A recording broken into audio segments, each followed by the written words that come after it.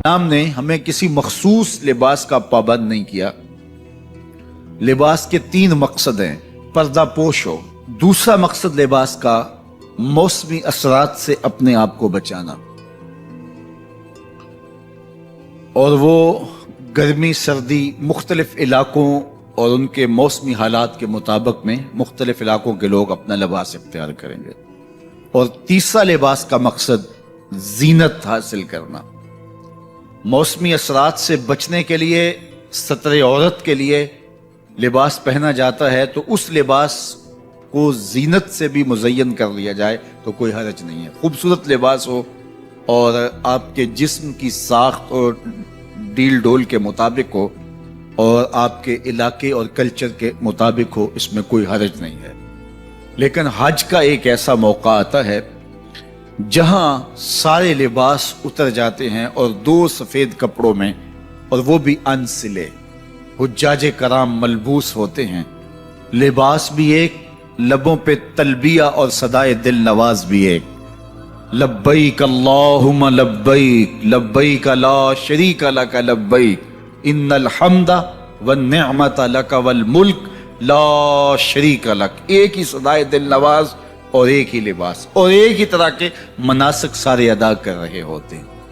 امیر ہو، غریب ہو، گورا ہو، کالا ہو، ایک ہی آواز اور ایک ہی صدائے دل نواز اور ایک ہی لباس اور ایک ہی رب کے بندے ہو کے فرزندان توحید جس انداز سے اپنے رب کے حضور حاضر ہوتے ہیں، تو یہ انسانی مساوات کا ایک بہترین عملی نمونہ ہوتا ہے۔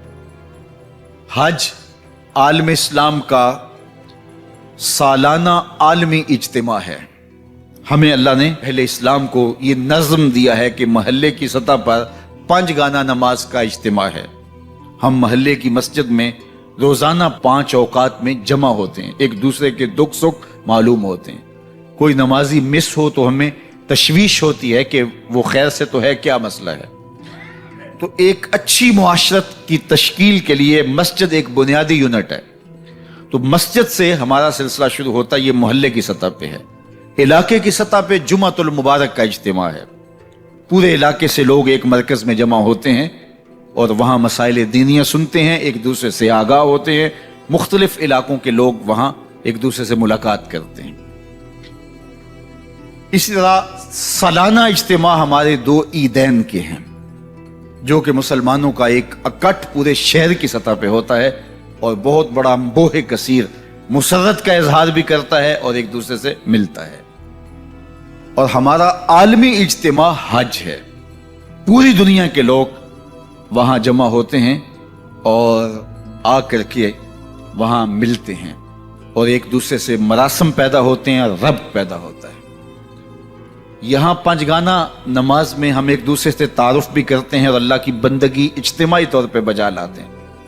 اسی طرح جمعۃ المبارک کے موقع پر اجتماع کا سائز بڑا ہو گیا تو ساتھ خطبہ بھی شامل کر دیا۔ 4 رکعتوں کی بجائے 2 رکعتیں کر دی گئیں۔ ظہر کی 4 رکعتیں ہوتی ہیں فرض، اب رکعتیں 2 کم کر دی گئیں، کوئی بات نہیں ہے، اس کی جگہ خطبہ شامل کر دیا گیا۔ چونکہ لوگ پورے علاقے سے جمع ہوں گے، ان کو کوئی میسج دینا ہے، لہٰذا 4 رکعتی فرض نماز کو مختصر کر کے 2 رکعت کر دیا گیا اور 2 رکعت کی جگہ پہ خطبہ جمعہ رکھ دیا گیا، تاکہ لوگوں کو آگہی ہو، لوگوں کو شعور ملے، لوگوں کو علم کا نور نصیب ہو۔ یہ اسلام کا دیا ہوا نظم ہے۔ پھر عیدین کا موقع ہے، یہ ہمارا شہر کی سطح پہ بڑا اجتماع ہوتا ہے اور اس میں بھی خطبہ رکھا گیا تاکہ آگہی ہو اور خطیب جو ہے وہ پورے سال کا لاہ عمل لوگوں کو دے۔ اور حج عالمی اجتماع ہے اور اس میں جو 2 رکن ہیں وہ طواف زیارہ اور وقوف عرفات ہے، اور عرفات کے اندر حج کا خطبہ ہے، اور جس میں امام حج پوری دنیا سے آئے ہوئے مسلمانوں کو ایک مربوط لاہ عمل دے گا۔ حالات کے مطابق امت مسلمہ کہاں کھڑی ہے، اس کو آگے جانے کے لیے انہوں نے کیا کرنا ہے۔